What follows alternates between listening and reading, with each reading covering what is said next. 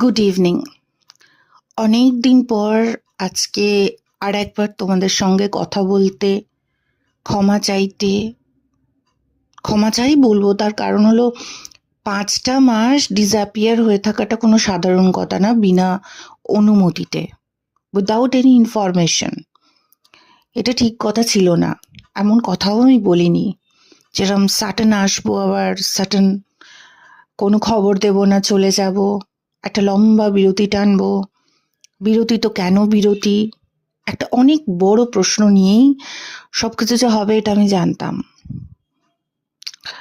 আসলে জীবনে যে সত্যি সত্যি রোলার কস্টার চলে সেটা হয়তো আমি অন্যের জীবন থেকে দেখেছিলাম, কিন্তু নিজের জীবনে অনেক আবহাওয়া পরিবর্তন দেখেছি, অনেক দুর্যোগ সহ্য করেছি, সবকিছুই করেছি। তবে দ্বিতীয়বার রোলার কস্টার যে আসবে বা আসতেও পারে আমার জানা ছিল না। মনে হয়েছিল চলো এবার হয়তো জীবনটা একটা গতি নিচ্ছে, কিন্তু না, ভগবানের ইচ্ছা নেই। আর একবার রোলার কস্টার, আর একবার জীবনটা মৃত্যুর পর থেকে আর একবার জীবনের কাছে ফেরত এসে তার দাম চাইছে, এরকম একটা পরিস্থিতি। ঘটনা অনেক কিছুই ঘটেছে নিজের কর্মজীবনের, শুধু ব্যস্ততা বলবো না, দিশাহীন অবস্থাও ছিল, ব্যক্তিগত জীবনের ওঠা পড়াও ছিল, সব দিক থেকে একদম ঠিক কি করছি বুঝতে পারছি না, বাট কিছু করছি বুঝতে পারছি, ভীষণ ব্যস্ত বুঝতে পারছিলাম, কিন্তু নিজের ভাবনা চিন্তা যে একটা সেন্ট্রালাইজড কন্ডিশনে নিয়ে আসা, তোমাদেরকে জানানো, এইটা ঠিক করে উঠতে পারিনি। কোথাও গিয়ে নিজেকে খুব গুটিয়ে নিয়েছিলাম, কিছুই বলতে পারছিলাম না।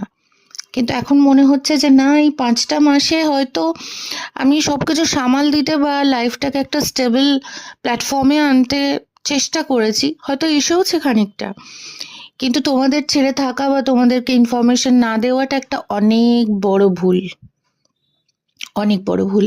সেখানে আমি যদি সরি চাই সেটাও খুব ছোট হয়ে যাবে, খুব ছোট। আমি যদি কান ধরে ওঠবসও করি তোমাদের সামনে, ওটাও খুব ছোট। কিন্তু সমস্যাটা সমস্যাই ছিল।